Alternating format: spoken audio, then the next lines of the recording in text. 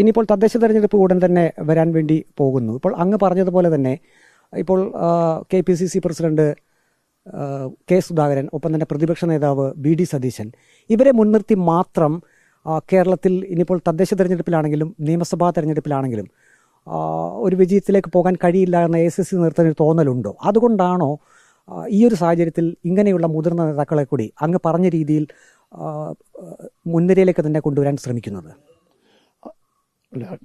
KPCC പ്രസിഡന്റും BD സതീശനും അവർ രണ്ടുമാണ് മുൻനിരയിൽ നിന്ന് നയിക്കേണ്ട, അവരാണ് ക്യാപ്റ്റന്മാർ. അതിൻ്റെ മേളിൽ ആരും കേരളത്തിൽ ഇല്ല.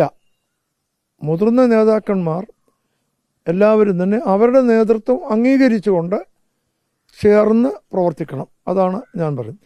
അവരുടെ മുകളിൽ ഒരു മുതിർന്ന നേതാവും കേരളത്തിൽ ഇല്ല. സംഘടനാപരമായി KPCC പ്രസിഡന്റ് തന്നെയാണ് കേരളത്തിലെ ഒന്നാമത്തെ നേതാവ്. രണ്ടാമത്തെ നേതാവ് പ്രതിപക്ഷ നേതാവ് തന്നെയാണ്, അല്ലെ പാർട്ടി ലീഡർ. അവരുടെ ഒരുമിച്ച് പ്രവർത്തിക്കുകയും വേണം. അവരുടെ നേതൃത്വത്തെ അംഗീകരിച്ചുകൊണ്ട് എല്ലാ മുതിർന്ന നേതാക്കളും പാർട്ടിയോട് ചേർന്ന് പ്രവർത്തിക്കണം എന്നാണ് എൻ്റെ അഭിപ്രായം. ACC നേതൃത്വത്തോട് അങ്ങ് ഇക്കാര്യങ്ങൾ നേരിട്ട് പറഞ്ഞിരുന്നു. അപ്പോൾ ACC നേതൃത്വത്തിൻ്റെ ഒരു തിരിച്ചുള്ള ഒരു നിലപാട് എങ്ങനെയായിരുന്നു? ഞാൻ ACC നേതൃത്വത്തോട് പറഞ്ഞെന്നാര് ഞാൻ പറഞ്ഞില്ലല്ലോ. നിങ്ങളെങ്ങനെ ആ ചോദ്യം ചോദിക്കുന്നത്? എങ്ങനെയാ ചോദിക്കുന്നത്? ഞാൻ ACC നേതൃത്വത്തോട് സംസാരിച്ചിട്ടുണ്ട്. അതെന്താണെന്ന് ഞാനിവിടെ പറയത്തില്ല. അതിൽ പറയാവുന്ന കാര്യങ്ങൾ വരികയാണെങ്കിൽ അന്നേരം പറയാം. ഇപ്പോൾ സംസാരിച്ച കാര്യം എന്താണെന്നോ അവർ പറഞ്ഞ മറുപടി എന്താണെന്നോ ഞാൻ പറയില്ല ഇപ്പോഴും. ഇപ്പോൾ ദേശീയ രാഷ്ട്രീയത്തെക്കുറിച്ചും കേരളത്തിലെ രാഷ്ട്രീയത്തെക്കുറിച്ചും ഏറെ അറിവുകളുള്ള ഒരു മുതിർന്ന നേതാവ് കൂടിയാണല്ലോ അങ്ങ്. സ്വാഭാവികമായും കോൺഗ്രസിൻ്റെ ദേശീയ തലത്തിലുള്ള ഇനിയുള്ള ഒരു ശക്തമായിട്ടുള്ള തിരിച്ചുവരവും, ഒപ്പം തന്നെ സംസ്ഥാനത്തും കോൺഗ്രസിൻ്റെ ഒരു തിരിച്ചുവരവ്, അതിന് വ്യക്തമായിട്ടുള്ള ചില സൂത്രവാക്യങ്ങളൊക്കെ അങ്ങയുടെ മനസ്സിലുണ്ടായിരിക്കും. അത് സ്വാഭാവികമായും ACC നേതൃത്വവുമായി അങ്ങ് പങ്കുവെച്ചിട്ടില്ലേ? അതായത് കേരളത്തിൽ കോൺഗ്രസ് ശക്തമായി തിരിച്ചു വരും, ഭരണത്തിൽ വരുമെന്ന കാര്യത്തിൽ ഒരു സംശയവുമില്ല.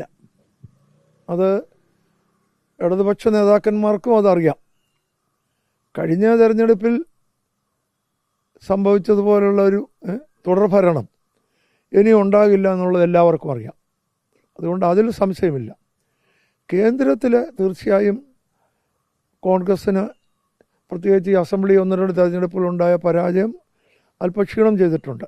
പക്ഷേ കോൺഗ്രസ് ഉയർത്തിപ്പിടിക്കുന്ന ആദർശങ്ങൾ അത് ഒരിക്കലും നശിക്കുന്നതല്ല. കോൺഗ്രസ്സിനുണ്ടായിരിക്കുന്ന എൻ്റെ കാഴ്ചപ്പാടിൽ ഇപ്പോഴുണ്ടായിരിക്കുന്ന പരാജയമൊക്കെ താൽക്കാലികങ്ങളാണ്. അത് മാറും. കോൺഗ്രസ്സിന് ഒരു നല്ല കാലം ഉണ്ടാകുമെന്ന കാര്യത്തിൽ എൻ്റെ വിശ്വാസം അതാണ്.